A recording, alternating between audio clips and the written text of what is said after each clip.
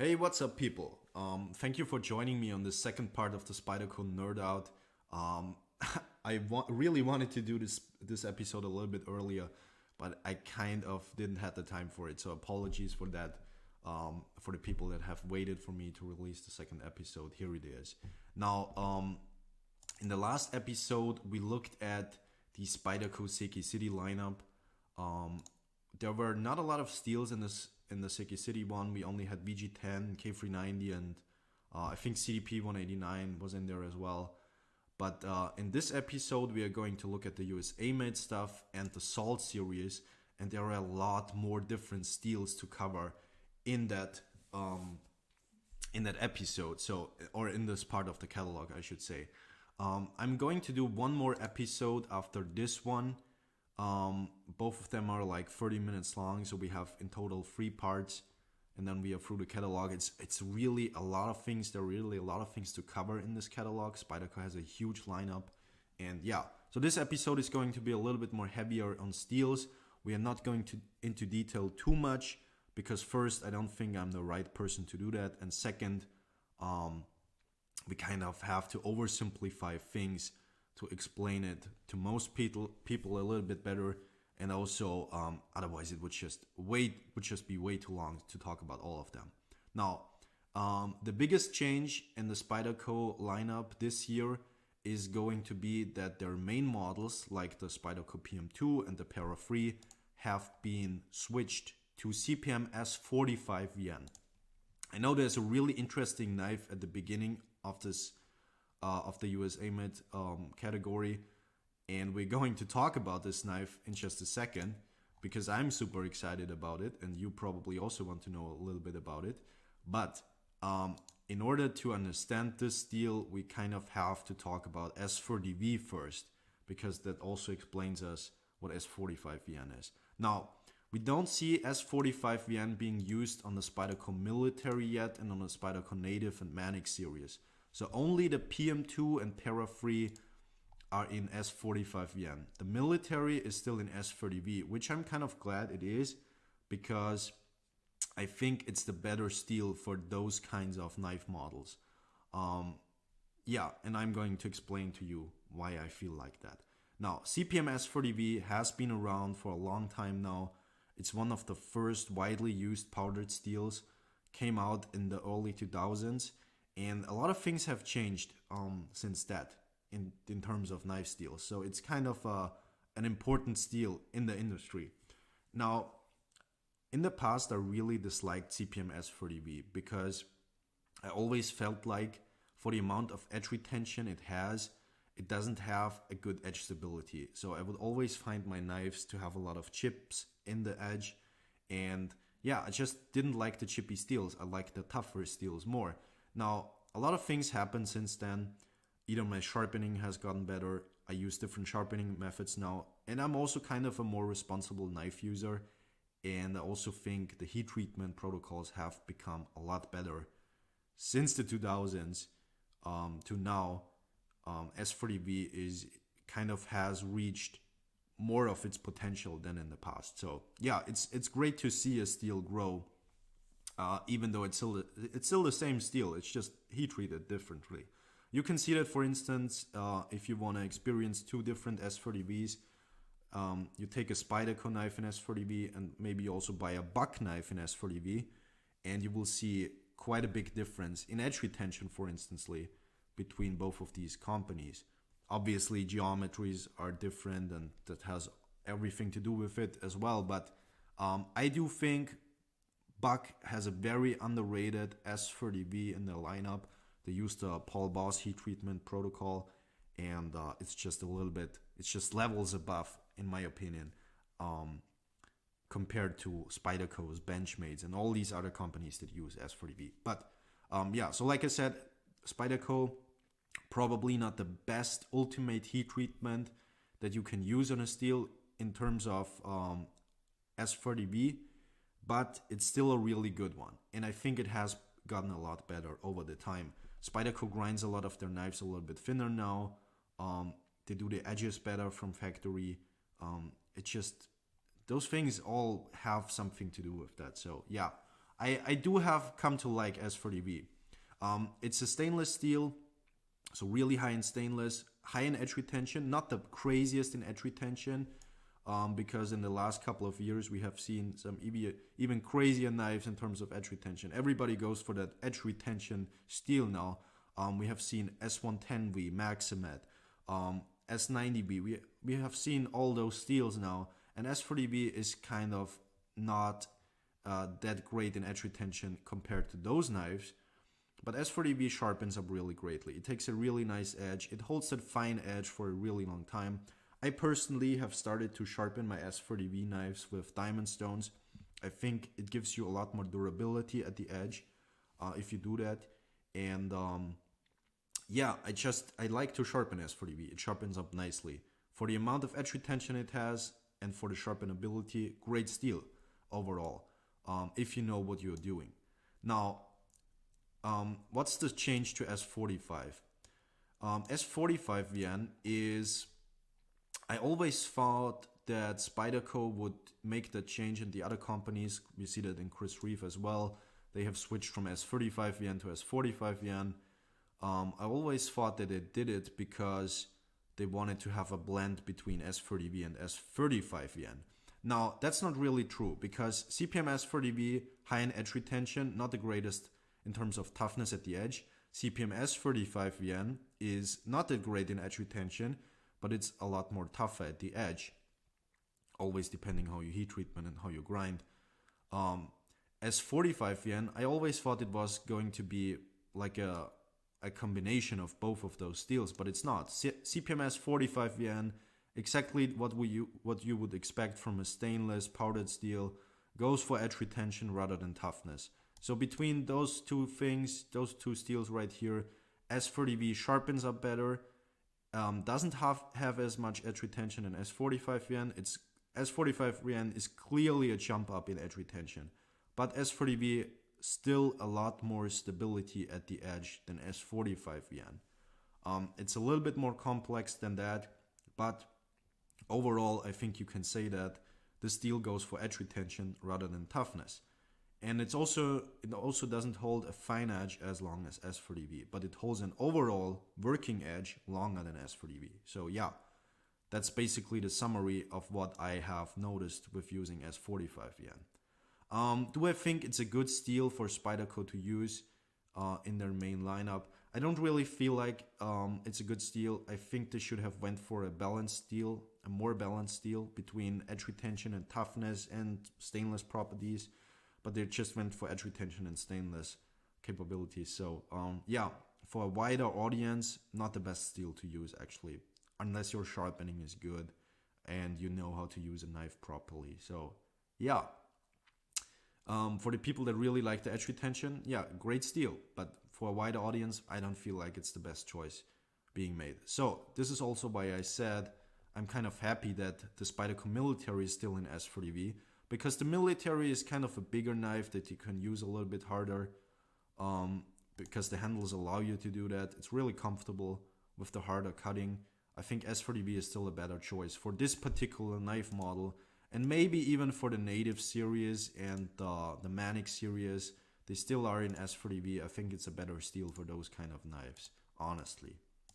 So will we see if Spyderco will switch their entire lineup to S45 VN? I hope they don't do that.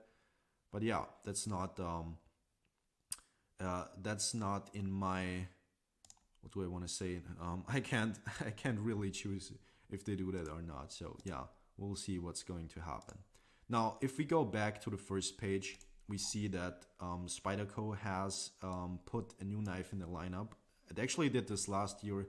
It's the Spyderco PM2 in CPM Crewwear with micarta handle scales. Let's talk about the micarta handle scales really quickly. They basically just changed the G10 to micarta, and the G10 versions have nested liners in there, and the micarta version has the liners all the way to the corners of the handle to give the micarta a little bit more stability. Micarta can be a little bit brittle sometimes, depending how it's done. And I guess they just wanted to support that micarta a little bit better. Now there's not much difference in the weight. You can see just a couple of grams weight difference from this model to this model. so I'm perfectly fine with it. I do really like micarta. People said that it is a good micarta. It's not a really cheap one, so yeah, I'm fine with that. I really enjoy that, honestly. I still wish Spyderco would do a modernization on their PM2. I think it deserves a redesigning, especially in the handle comfort area.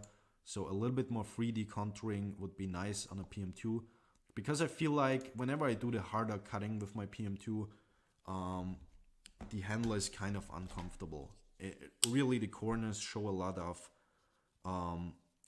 marks on your hand, and it's just a little bit annoying. This is not a hard use knife because of the handle, but it could be potentially.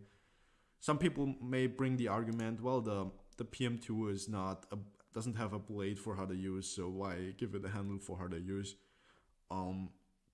Yeah, it really depends how you use it. If harder use means just cutting harder materials and cutting a little bit rougher, or if harder use means that you pry with your knives and do crazy shit as well. So yeah, it depends. I still really wish they would redesign the PM2 at some point. I think it really deserves it. It's a classic EDC folding knife at this point. Yeah, there could be some changes made. Yeah. Now, CPM Kruger, to explain CPM Kruger to you guys, I will use this graph, and it is from the knifesteelnerds.com. The Knife Steel Nerds is probably the best website for knife steel information right now. It's the categories or the articles are written by Laren Thomas. We're going to talk about Laren Thomas a little bit later. He did something really, really great for the knife community last year. And I'm super excited about what he did. But first, we're going to look at CPM Kruger. Now, in this graph, we can see toughness on the left side, and down here we see edge retention. So, for instance, Rex 121 is really high in edge retention, but relatively low in toughness. Contrary to that, C-Tough or CD1 is really high in toughness, but really low in edge retention. Now, CPM Kruger is kind of a blend between both of those things, and it goes in the same spectrum as CPM M4 and CPM 4V. So it has a blend between edge retention, high edge retention, and toughness. It kind of looks like in this graph that it doesn't have a crazy amount of edge retention, but all of these steels that are in front of it in edge retention are just crazy steels in terms of edge retention. Okay, these are not the normal steels. So I don't know, CPMS 40V would probably be a little bit further back here. Doesn't have the greatest amount of toughness and not the greatest amount of edge retention. So CPM Kruger, nice blend between both of those things. It's not a stainless steel though. Where's my composition? Yeah, there it is. CPM Kruger has 1.1% carbon and 7.5% chromium. A little bit of molybdenum in there. Molybdenum also helps with the stainlessness, but it's not the most stainless steel that there is. It still is a little bit more stainless than steels like K390, but it's not as high in edge retention. Doesn't have that amount of vanadium in it. Doesn't have crazy amount of carbon. I know it's a little bit more complex than that. Then just look at the properties, because it depends if the properties of your steel are in the solution or not, or in the matrix. But in general, we can say that, to oversimplify things, CPM Kruger is high in edge retention, high in toughness, but not the greatest in stainless capabilities. So it makes a compromise. To compare it again to S45 Yen, high edge retention, low toughness, high stainless. This is low in stainless, but high in toughness and edge retention. So yeah, I think it's a more balanced steel, CPM Kruger. Super excited that this is not just a sprint run, but is permanently in the lineup for now. The PM2 in Kruger will come in at about 200 euros. So it's like 20 euros more expensive than a S45 Yen version. And I think it's probably worth the up price. I personally will get myself one. And yeah, if it's worth the money to you guys, well, that's up to you. I think it's an improvement in terms of steels. I think this is one of the most balanced steels that we have on the market right now. Yeah. Spyderco offers a wide variety of steels. They also have S110 and Maximet still in their permanent lineup. S110V, same family as S40V in my opinion. High edge retention, not the greatest in toughness. I think for the amount of edge retention, the toughness is actually fine that it gives you. And if you know how to sharpen your knives well, if you use diamond stones, if you use different techniques, you probably will get a lot more toughness out of S110V than you may think. So yeah, high stainless, high edge retention, toughness depending on how your sharpening capabilities are. Maximat is a non-stainless steel. Maximat only has like, where do I have it? Maximat only has like 4.75% chromium in there. It really has a shit ton of vanadium in there, a lot of wolfram, a lot of carbon, and a lot of cobalt. So it goes for edge retention rather than stainless capabilities. Maximat is also really high in hardness as it comes from the factory. Usually a Spyderco knife in Maximat is going to be between 66 and 67 HRC. Now that's a crazy amount of hardness, honestly. How tough is it at the edge? Well, for the hardness we have and for the thinness that the grinds on these PM2s have, it's actually pretty tough, taking those things into consideration. It's not the toughest steel per se, but again, for 67 HRC, having a steel that's not super brittle is a really great thing. And they achieved that by not having that much chromium in there. So it's low in chromium and also tougher therefore. So yeah, Maximat, really high fine edge holding capabilities and really high hardness. So I think that's great what Spyderco is doing there. They offer you a wide variety of steels. If you really want maximum edge retention, you can go with Maximat.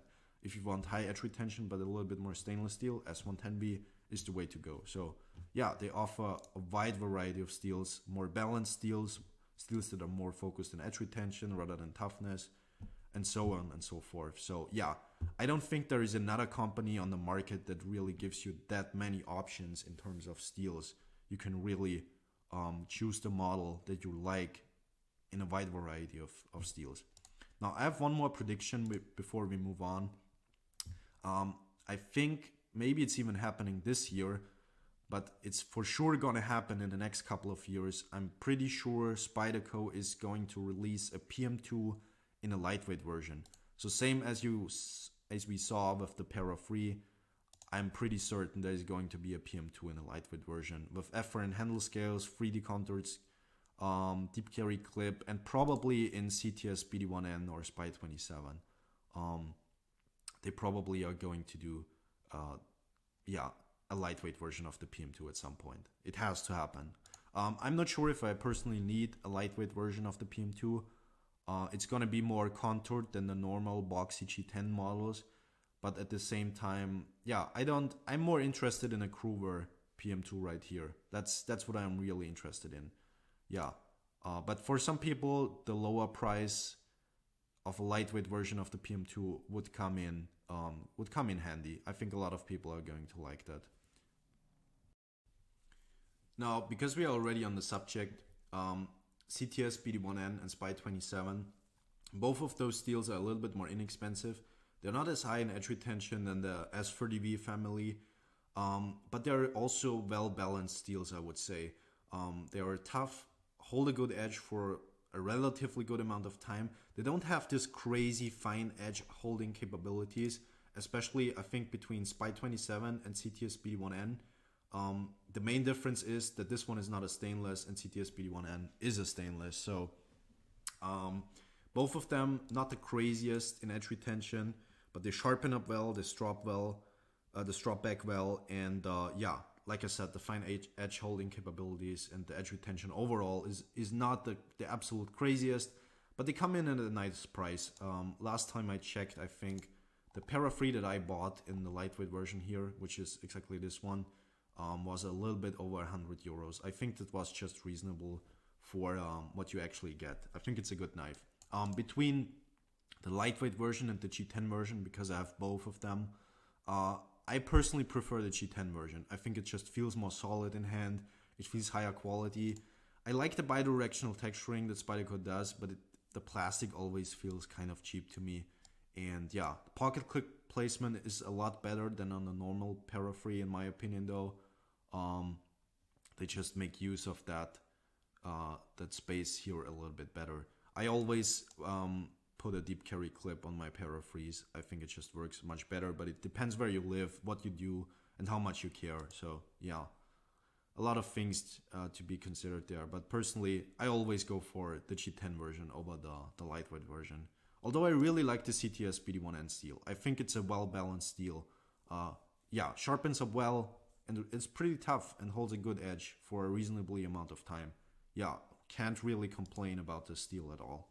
Between Spy 27 and BD1N, yeah, I like BD1N a little bit more personally.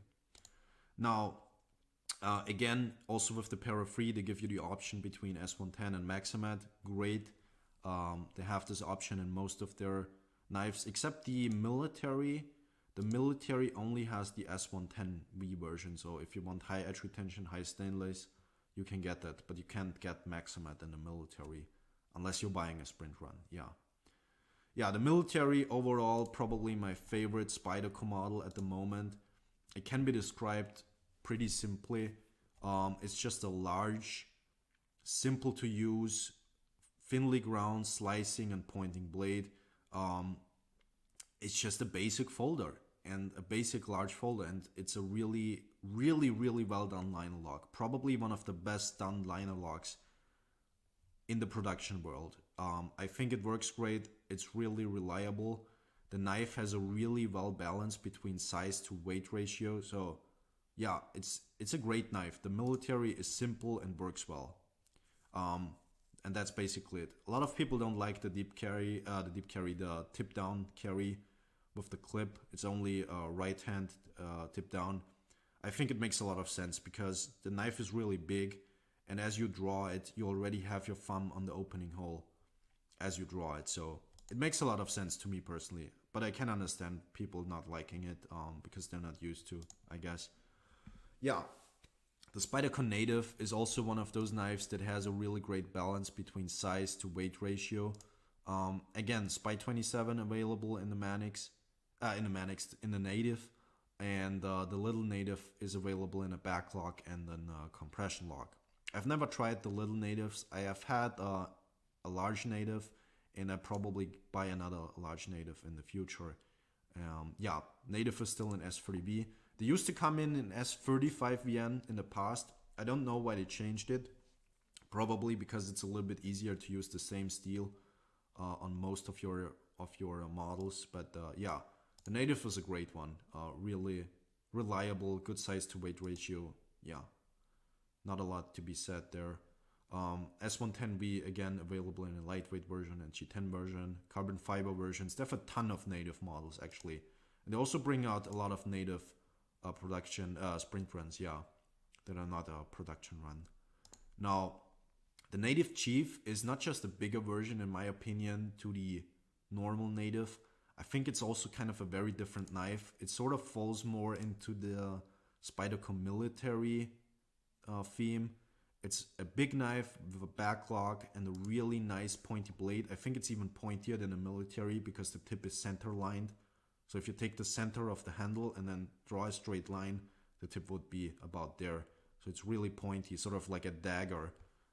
Really pointy tip. From what I've heard, they are thinly ground. Yeah, I wish they would put a swedge on here, would make it a little bit more beautiful. But yeah, the Native Chief is also great in size to weight ratio, like most Spydercos are.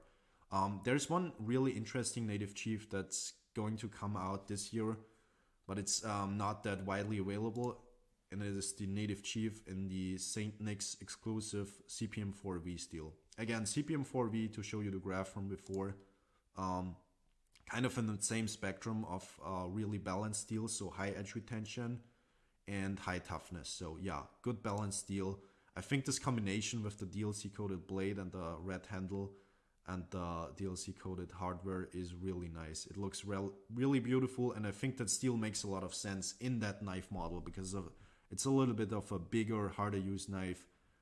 Why not take the tougher steel? So it makes a lot of sense to me personally. I really like this. Like I said, this is the Saint Nick's exclusive. It's not going to be widely available, and yeah, probably you pay a little bit of an up price as well. Not just probably, that's for sure, but yeah, the Native Chief, great knife as well. So the Spyderco Shaman or Shaman, however you say that, was also really interesting when it came out. It was one of the first Spydercos that had really intensively 3D contoured handle scales, and it's still one of the only ones that really does that in their lineup. I think the handle scales feel really good, especially for a compression lock. The compression lock usually has the issue that uh, just behind where you release the lock on the right side, you have this kind of corner that sticks in your hand if you harder use it. I think this knife has a lot better ergonomics than most of the compression lock Spydercos. I never bought one because it's kind of not my style of knife that I like to carry, same as the Manix. Both of these are a little bit wider in the pocket, and yeah, wide blades. It's actually a pretty good blade for for actual use. It's wide and thinly ground, and yeah, you can choke up quite a bit on this knife as well. So you get a lot of control and a lot of slicing capabilities. I'm not sure if the Shaman now comes out in a stonewash, because in this picture it really looks stonewashed. I'm not sure if they say it down here. No, they don't really say that, but it looks stonewashed to me. And in the past, the Shaman wasn't stonewashed, so maybe that's new. I don't know. I have no further information on that, but yeah, in this picture it kind of looks like that. Now, the Spyderco Comanics, as I said, also not my most favorite Spyderco. I do think it really looks good, so visually it's very pleasing to me. It kind of is one of those Spydercos that has a lot of issues with the blade to handle ratio. If you look, we only have like 8.6 centimeters blade length minus a centimeter of choil, so you have like 7.6 centimeters blade length, but at the same time you have a really big handle, and yeah, I think that's one of the big issues with the Manix. Other than that, the Manix is a really solid knife. The Manix XL is probably a little bit more balanced in terms of blade to handle ratio, at least it looks like it. But yeah, I can see why so many people like the Manix. It has the ceramic ball lock, which is really a solid locking system. If you think about it, this lock does a lot of things better than most of the locks that are in the same spectrum, like the Axis lock. All the locking systems that use the Omega springs are technically a little bit less reliable because they rely on two very thin and flimsy springs as opposed to that one spring in the middle. So yeah, the ball lock was ahead of its time, I think, when it was released, and I think it's a really good locking system. I still have a Manix in 154 cm with the hollow ground blade.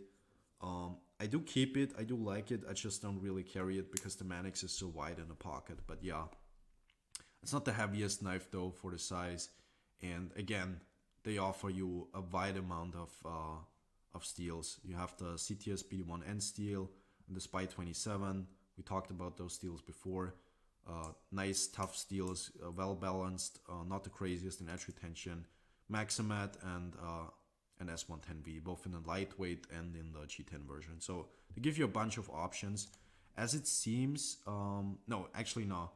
The lightweight versions are still pinned. You can't take them apart like the G10 versions. So yeah, there's not really a reason you should take your knives apart too often anyways. But yeah, I do understand some people work in really nasty environments. Sometimes a little bit easier. But I personally have really stopped disassembling my knives too often. I think it's not really that necessary. Yeah, next up is the Rescue lineup. The Rescue lineup, those knives you can see in the Salt series as well, and we saw them in the Thin Blue line and Thin Red line series. I think I like, between those knives, I like the Rescue 3 a little bit better. I think it has the better blade for actually cutting. The smaller Rescue, not really interested in this at all. It's a saber ground, low grind with serrations. Looks like a really bad knife for actual cutting because the grind is so low, and it's also saber ground. So yeah, between those two knives, I would always go with the larger one. The full flat ground blade will give you an advantage in cutting. And yeah, the cool thing about the assist is that if you close it and press together the handle and the blade, there is a glass breaker, a carbide glass breaker that comes out at the bottom. which is a good idea. Very nice design. I just don't like the blade. I think it's not a really good blade for slicing. I mean, you can cut a seat belt with it, and yeah, that's probably it, because you're not going to do a lot more with this blade, really. So now, I like this blade shape a little bit better. The cool thing about this one is, though, it has these plates to help people that wear really thick gloves, firefighters, for instance, to open the knife a little bit easier. These are all made in Japan, by the way, as you can tell. Afferent handle scales and VG10. So yeah. The Salt series. Now, in the Salt series, there are a couple of interesting things to see. This knife right here came out last year. LC200N yellow handle scales. UKPK is a great slip joint. This one-handed opening. So if you need a travel knife, this is a great knife. They also offer it in CDS BD1N, and it's a lot cheaper in that steel as well. But yeah, that's not what I'm super excited about. What I'm more excited about is this steel right here on the right, or this knife in general. It's a Spyderco Native 5. We have seen the Salt configuration with the yellow handle scales and the complete rust-proof hardware in the past, in the Native, but we haven't seen a CPM Magnacut yet. Now, CPM Magnacut is a steel that is invented by Larrin Thomas. Larrin Thomas is the guy who owns the Knife Steel Nerds website, and he's a metallurgist, and he really knows a lot about knife steels. And the cool thing about Magnacut is this is probably the most balanced steels that we have ever seen in the knife industry. What do I mean by that?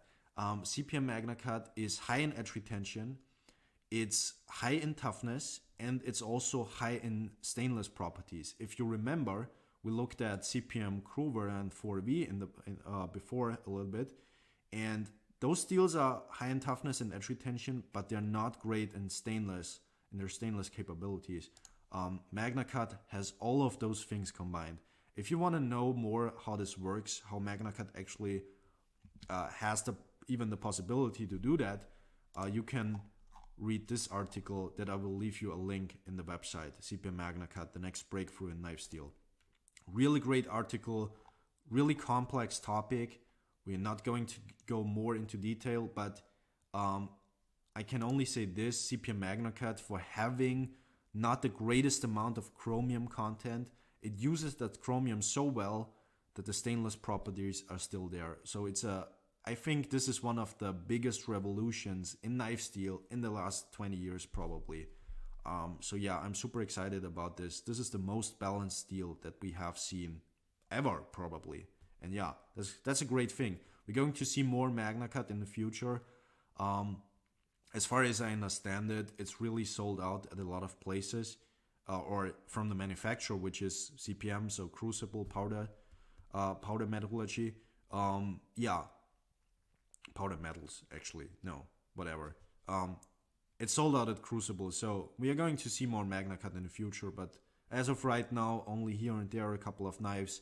Super excited Spyderco has put this in their lineup, not just as a sprint run. So yeah, I always wanted to try out another Native, so maybe the Magnacut Native is the way to go for me this year.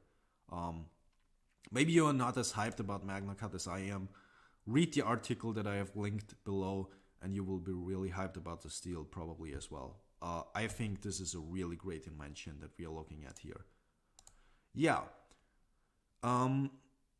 Spyderco in the Salt series, they basically use two steels. They use LC200N and H1. H1 is the one that has, both of them are really high in stainless, in being stainless. Both of them are nitrogen based, so they form nitrides as opposed to carbides. They don't use a lot of carbon in there. They just use chromium and nitrogen. So between H1 and LC200N, LC200N is more balanced, has the higher edge retention, sharpens up great. Yeah, H1 is a little bit lower in edge retention, but both of them extremely stainless steels, extremely stainless.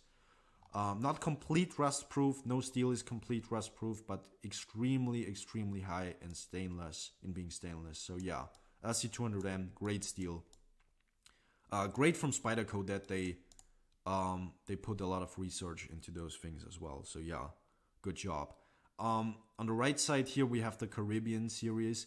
The Caribbean was always a knife that interested me from the design, but how it's done with those 2-color G10 handle scales, I think it looks kind of ugly, honestly. It looks like a B.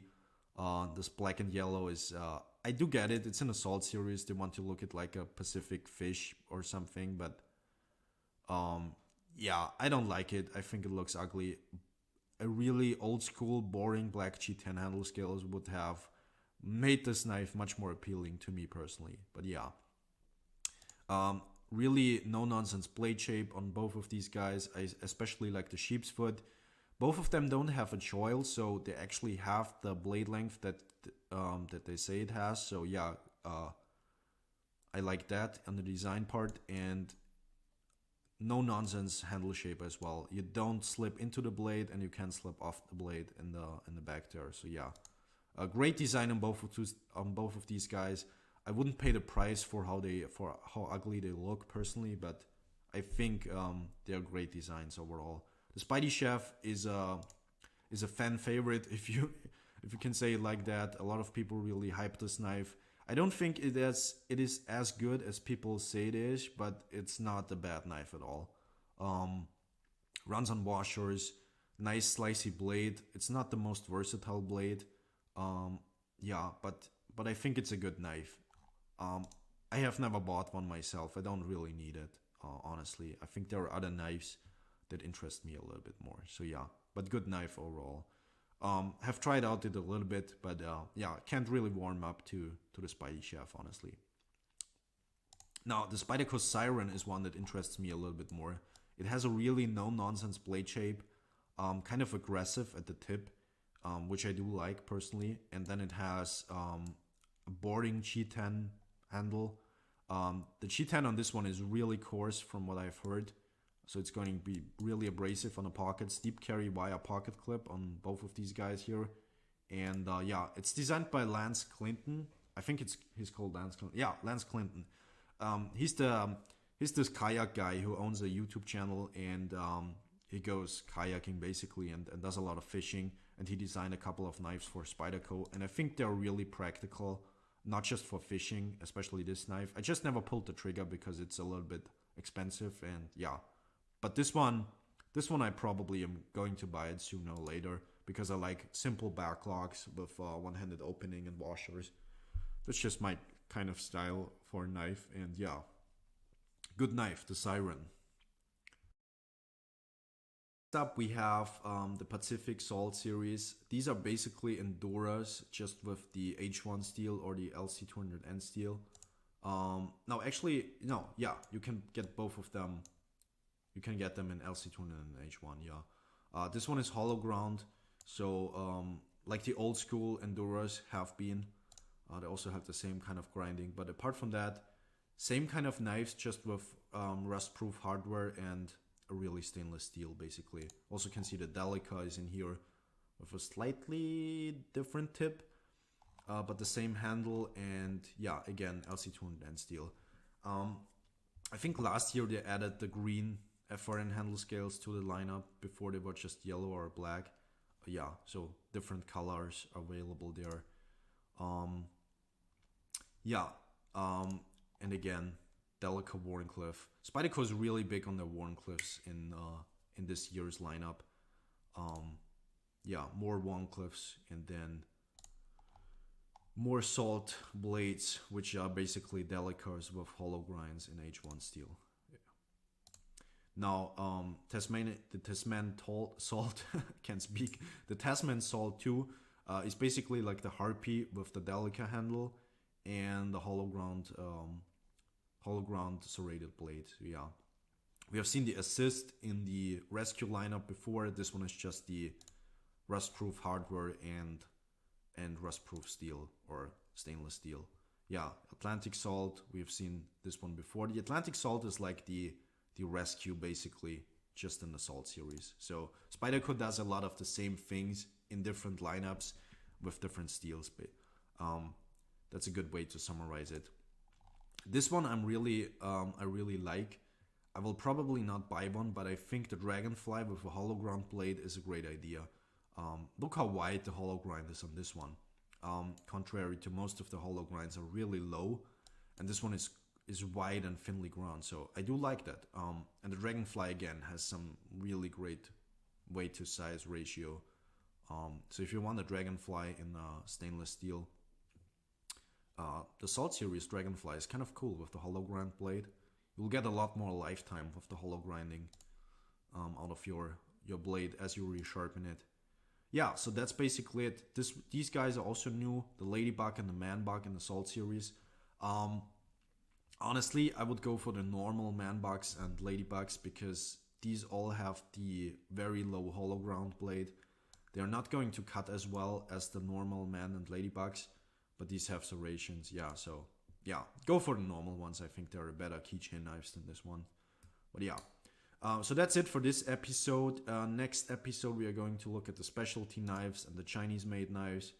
And yeah, a few more interesting stuffs in there, and a couple more knives that are not in the catalog, that are just on the reveal, in the new Spyderco reveal lineup. So yeah, thank you guys for watching. I hope this episode wasn't too long. And yeah, maybe we are going to see each other in the next episode. Goodbye, people.